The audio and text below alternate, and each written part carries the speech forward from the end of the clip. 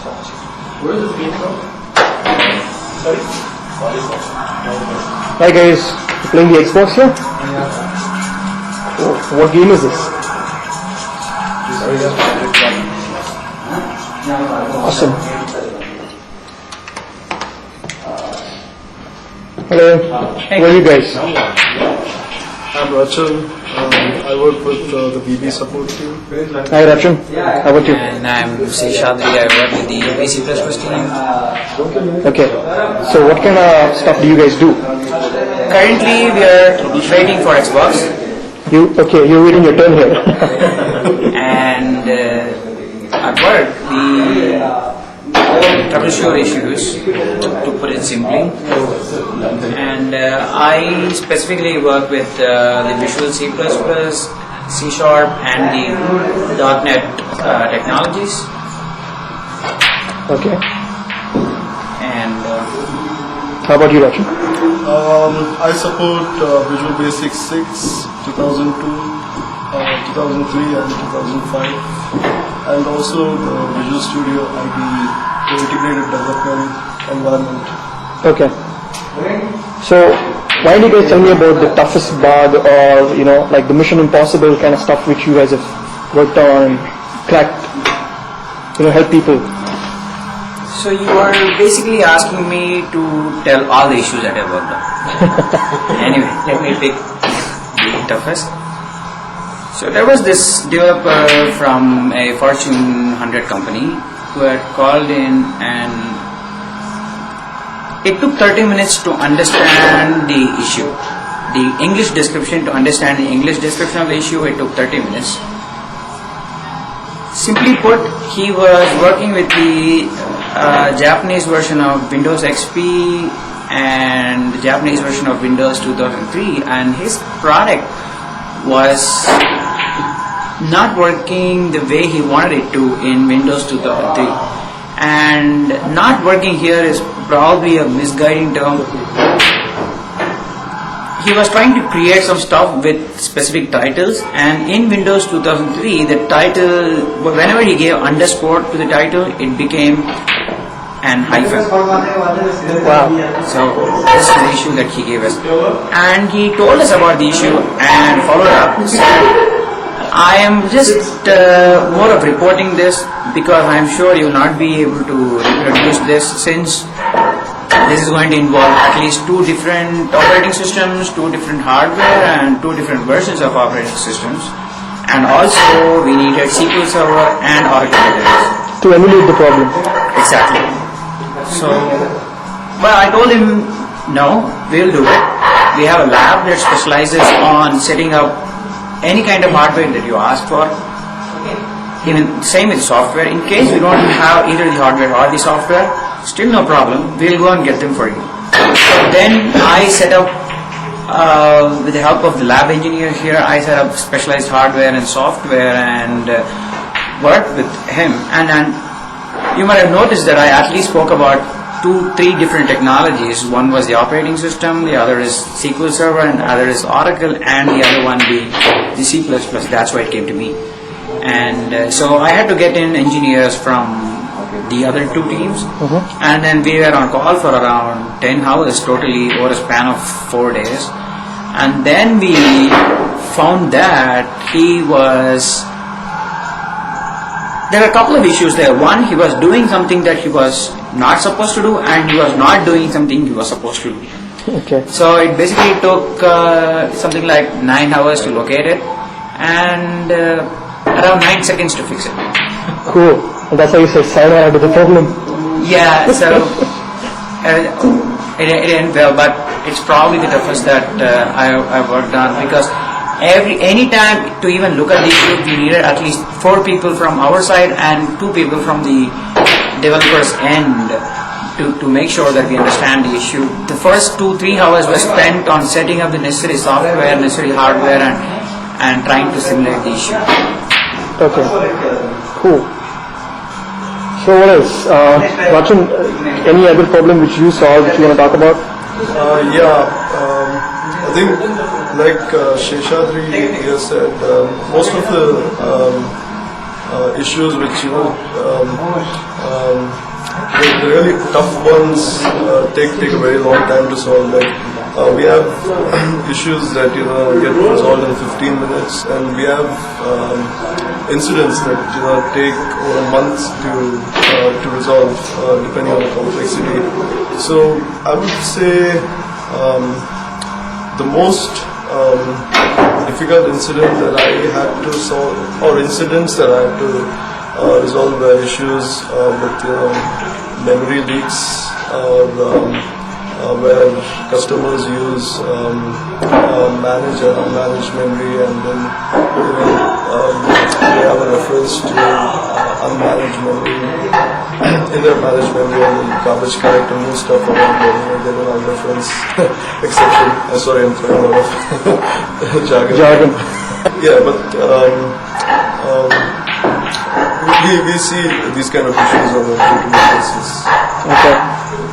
Okay, Seshadri, so tell me, what kind of people do you work with, and when you're solving the problems? I'm sure you deal with a range of kind of people. Exactly. So, as you said, it's a big range. At one end is a freshman who's just got his hands on an express edition of Visual Studio, and he's just trying to do some cool stuff. So these kind of people, every statement is filled with dudes and cool and things like that. On the other end of the spectrum, you have hardcore developers who has been using Microsoft technologies for around 15 years now, and they are probably seen it all, right from the MS-DOS, right from Windows 3.1 and everything. So these kind of people, you better be very careful about whatever you tell them. I mean, there's no such things like this is by design or this is the way it works. So this is typically a spectrum, and it's very hard to even tell who's going to be the next person that you're going to work with. Right. For one moment you're working with a normal developer, normal in the sense who you normally expect to bump off in a typical street in Bangalore. Okay.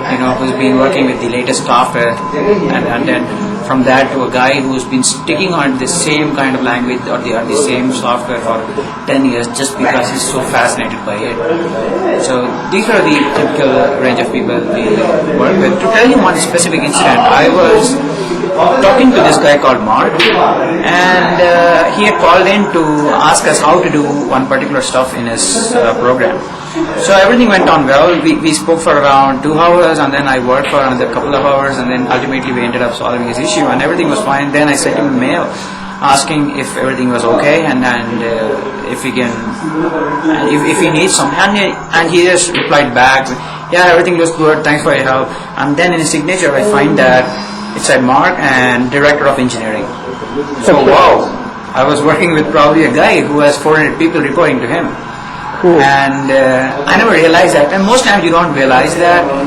So that's the kind of fascinating experiences you go through in terms of working with different people. Mm-hmm. So we were talking about Bangalore and living here as a Bangalorean, or should I say now Bengaluru? Bangalore, Absolutely. It's been officially changed. Yeah. Bangalore. So tell me more about how city life is here. What kind of traffic do you face here? Traffic, yeah, you do face, but my 2 kilometers of commute takes only 2 hours nowadays. Sorry? My 2 kilometer commute to office takes only 2 hours nowadays. It takes only 2 hours, right? Okay. It takes only 2 hours, so I think things are getting slightly better. That's a 2-hour commute one way? Yeah. So the other way is a typical one way, and it might take 3 hours. So that's okay. I mean, we used to that. So actually we look forward to those things, We keep thinking about a lot of stuff. You are stuck in the traffic, you sit in your car peacefully, there's nothing to do. That's when you recollect all the stuff you did yesterday and say, okay, I should not have done this. So it's a moment of truth, moment of realization for us. Like this video shoot, huh? Yeah, he was talking about the traffic of Bangalore, but I think the pub discos are better. Oh, they are? So how's the nightlife? Nightlife is good, but sad thing is it closes at 11:30. It closes at 11:30. Yeah, I figured that out myself as well, but that really sucks, doesn't it? Yes. So which is your favorite haunt? A lot of them. I don't have one particular place. But anything you want to share with our friends? We got this pub on MG Road. It's called Sticks. Sticks. Okay, Take that's your visit favorite. there. Yeah. So we have some more people here. What are your favorite haunts, guys? Hey, well, I would definitely recommend Spins. Spin. You're looking for a good date, or you have a good date, you need to go out and have fun there. Okay. Place rocks. Okay. Try Tuscanburg for a change. Oh, yeah. It's a new Tuscanburg. place, yeah. Pretty That's- good ambience. Okay. The only difference is And they don't have that a also dance shuts floor. down 11:30? Yeah. We got no choice. The only relief these days is they open the dance floor, so we can kind of go and enjoy the music and dance. People who are more into dance. Also, that ban has been lifted, is it? Yeah. So That's cool. that's a huge relief. Otherwise, 11:30 is still the deadline set. No matter what part of Bangalore, you are, Bangalore you are in. Yeah. Okay, let's continue the game, guys. So what else do you want to say about the city? How about the food, the cuisine? Yeah, the cafeteria. Around here or even otherwise in the city? The city is a normal South Indian fare, like masala dosa, idli, sambar. Did you know Bill Gates' favorite Indian food is upma? Upma is also. That's what he said at the launch. The official word is concrete, right? Sorry, the official word is? The official word for upma is concrete. Maybe you're having it in the wrong place. So there's someone hiding here. Who are you? I'm Hazeen. Hi, Hazim. I'm a team manager here with the Visual Studio support team. Okay. So these guys work with you? Yeah, actually, Rachan and Sesh report into me. Okay. So, we typically support customers who are using Microsoft products and trying to help them unleash the product features and use them better. Right. That's what we do. Cool. And what do you have to say about Bangalore? Oh, Bangalore is a cool place.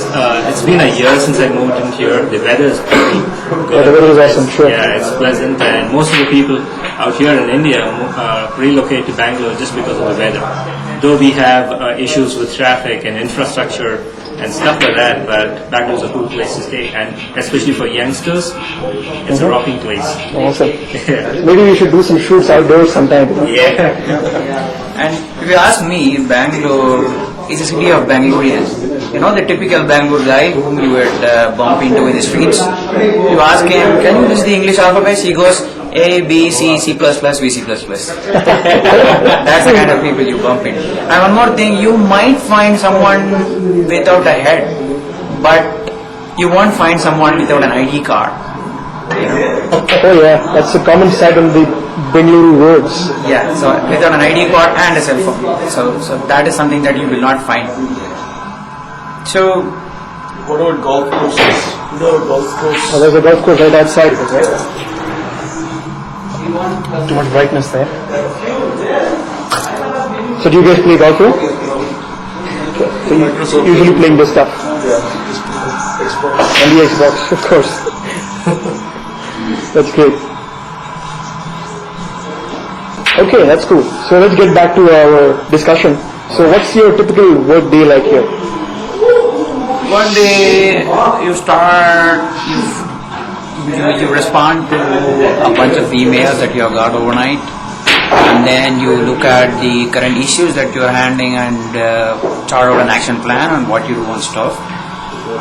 And then just take each issue we typically work with people from different time zones. We have people from the Eastern Standard Time, and then we have people from the Pacific Standard Time, and so on. So you decide, okay, whom to work with first, and then probably there are a couple of things of higher priority that have just come up, so you work with that. So this is pretty much a typical day. So a typical, then as you talk to them, you find the typical issue can either be something that they are doing correctly, or it's probably something that Microsoft needs to fix, what we typically call as hard fix. This is Rachan's favorite area of support. Okay. So what's hot fix? Can you tell us more about that? Okay, after we release a product, and then maybe after a couple of months, customers come with some issues with that product, and then we realize, okay, that's a problem. We normally work with the development team and create something what is known as a hotfix. So hotfix could just be a DLL or a few DLLs, parts of the application. That we find that as a problem, and then we give that to the customer, and we also create a KB, a knowledge base article for it, and so that in the future customers who face the same kind of a problem can just go see, okay, I'm facing the same symptoms. They can call up product support service, be the PSS, and request for a fix. Okay. So, knowledge base is basically an online thing, right? Which people can access. Online repository, yes. Okay. So, Rachan, about the knowledge base articles, right? How do these get created? Do you guys do them, or how does it work? It's a long process. Let's say, for example, I come up with a solution, or the customer has a problem, and I search our internal knowledge base. We do have an internal knowledge base and an external knowledge base. So external knowledge base is what the public sees, the customers see. How is that different from the internal one? The internal knowledge base is just case incidents that have already been opened, and it also includes the external knowledge base. So it's a big search, it's a big repository of incidents that have been opened and resolved, and the external. Okay, you want to call it drafts and sent items. No, it's not exactly drafts. It's just and history of each service request. Like, okay, this was the problem. What are the steps taken? Okay, so it's from the Microsoft point of view. Yeah, from the Microsoft. Yeah, it's internal. So what happens is, if I get an issue, I normally the first thing I do is I search the internal knowledge base website, and if I don't come with anything, I do some more research on that, and then probably my technical team will tell me, hey, that solution is not there in our knowledge base. Why don't you create some content for it and put it in there? So what happens is once the content which I create could potentially become a knowledge base article. Okay. So it depends on the number of support incidents that are linked to it, like how many incidents were resolved with the solution that I created, and if they see like, okay, there are 15 or more incidents which got resolved through my solution, then it's a potential candidate for becoming a knowledge base article which we put on our external website for customers to search. So customers can go to support.microsoft.com, put in whatever keywords they have to put in, and maybe my article could come up. Okay. So they usually come to you only if they don't find a solution in the knowledge base articles. Yes. Yes. So most of our customers do some kind of a background research before actually calling us up. So there's a good chance that they would have searched our external knowledge base, and they might not have found anything there, and that's when they call PSS. Right. So, Seshadri, can you tell me what is the difference between a hotfix and a service pack? So, a hotfix is a hotfix. It is just meant to fix things. It's hard because it's an urgent need. So, Microsoft releases a lot of products, and there might be a couple of small glitches or slightly things do not work out the way they're supposed to. And once Microsoft notices that, then a small change in the code is made, and then we prepare what's called as a hotfix. Hotfix typically affect one physical file or a couple of physical files. One hotfix will correspond to one particular issue as reported in a knowledge base article. Service pack is basically a collection of these hotfixes plus some new features. For example, XP, SP2. Whatever issues were found or whatever issues were reported by by the users of XP were incorporated into SP2, plus a whole lot of security related changes came in. And hotfix will never have a new feature, but a Right. service pack will have a new feature. New feature, so how does the product team decide that it's going to be a new feature that they need to? There are a lot of channels out of which the PSS or the support group is one of the primary channels. So as time goes on, you talk to users, you talk to developers, and some of them say, hey, you know what, this feature, I think it would be a very good feature if you guys put it in your product. So you hear 4 or 5 people talk about it, then you take specific measures, we file a request for this, we involve the program manager, and then they consider all these things, and it might make its way into a service pack. So this is the basic difference between a hotfix and a service pack. Cool. Sounds good. Okay. Cool. So I think you guys must be handling a lot of problems at any given point in time. How do you actually, categorize them, or should I say, prioritize them? We normally handle around, we normally have around 8 to 10 cases or incidents that we are actively working with the customers. So we have something known as a severity level for each incident. So that is decided by the customer. So if the customer feels that his issue is not that critical or urgent, we mark it as a severity C, and maybe we touch base with the customer once in 2 days. The next level is the severity B.